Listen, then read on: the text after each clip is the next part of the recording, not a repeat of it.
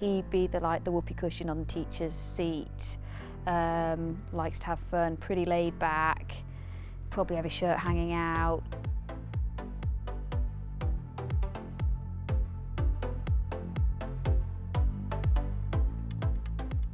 I grew up on our family farm in Lincolnshire. I grew up having fun riding ponies. My mum's always loved riding and didn't get many opportunities when she was younger, so ponies were a big part of our life, but it was really about having fun.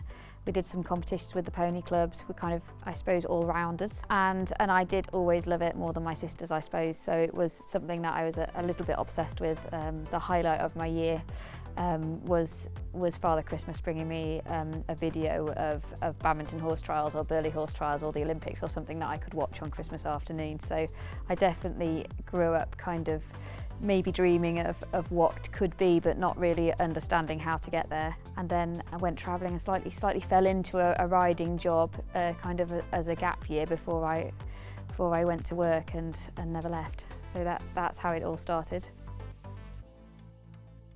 I think, gosh, it's definitely an obsession. It's definitely, you know, every day is a different day. It's never boring working with horses.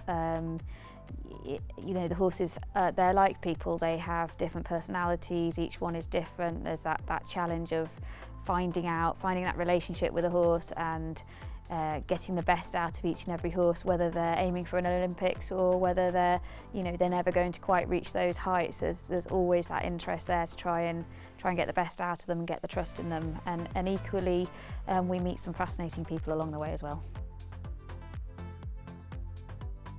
Oh yes, it's absolutely massive. I mean, our horses, so you know, they do dressage, show jumping and cross country, and the cross country they gallop at speed to very large fixed obstacles that sometimes have gaping holes underneath. They have to jump into water jump where they wouldn't necessarily know the depth. They have to turn and jump very narrow parts of a jump, and so they really have to you know, trust us as riders, trust that we're asking them to stay on the right line, that we believe in them. We have to have you know, the skill of the tiny little aids that we're putting on that maybe you guys wouldn't see. There's a lot going on under the surface, I suppose, that you wouldn't see that make that relationship between horse and rider essential.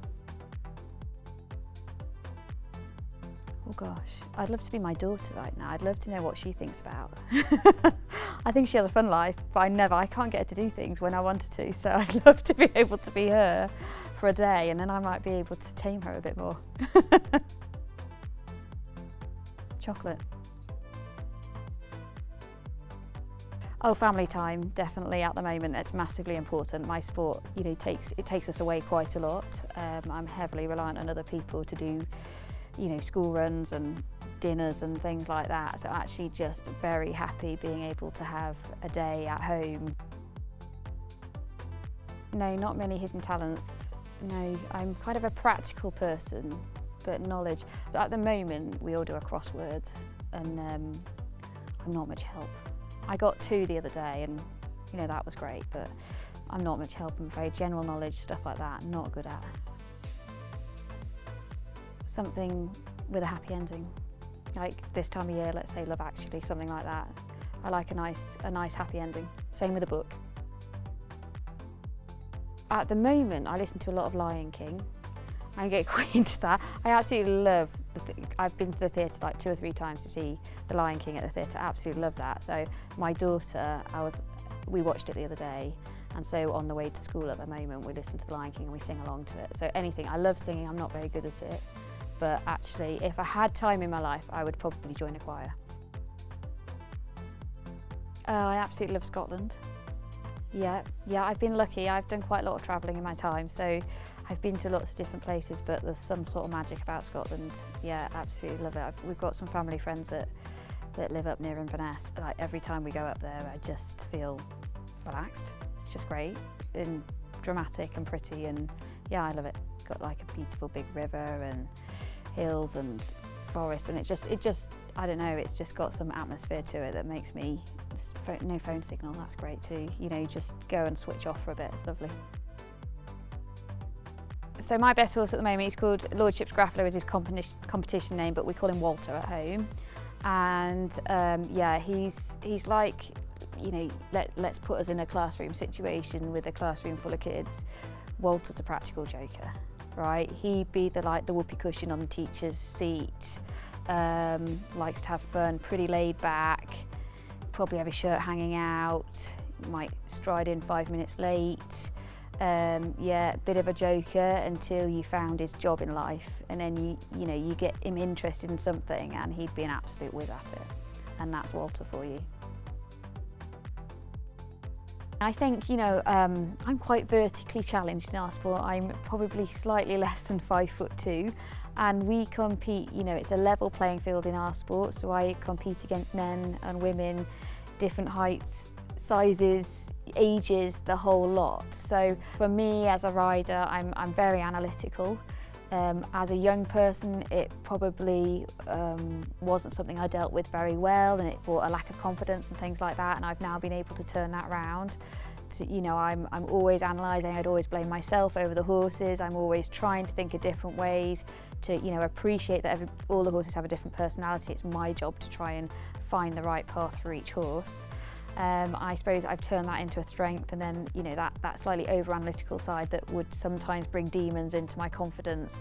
I now have a really good system of dealing with all that, and I think I then turn that into a strength when I get to a big competition.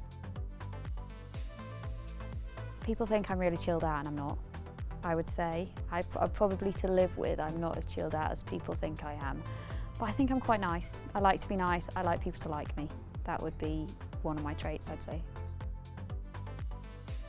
Last year at a big competition, I did, there was some big sponsors there, I think, and one of my owners got friendly with them and took me to a bar, and the wife had been, Zara was competing, Zara Tindall was competing, Zara Tindall, and the wife was desperate to meet her, and she was quite drunk, and she thought I was Zara.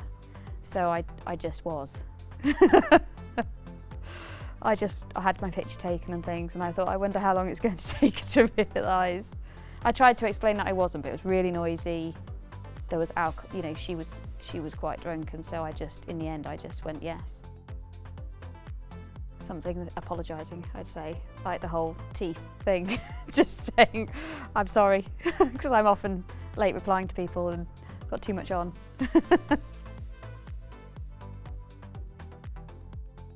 Exciting, and I don't think people see it like that. Technical, yes, and inspiring. I'll have a go at anything sport-wise. I don't get much time to do it anymore, but yeah, I absolutely love sport. We're all-rounders as a family, I would say.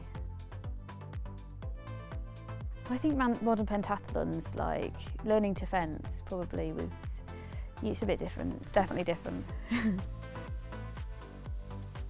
My name is Ros Canter. That's my world. Thanks for watching.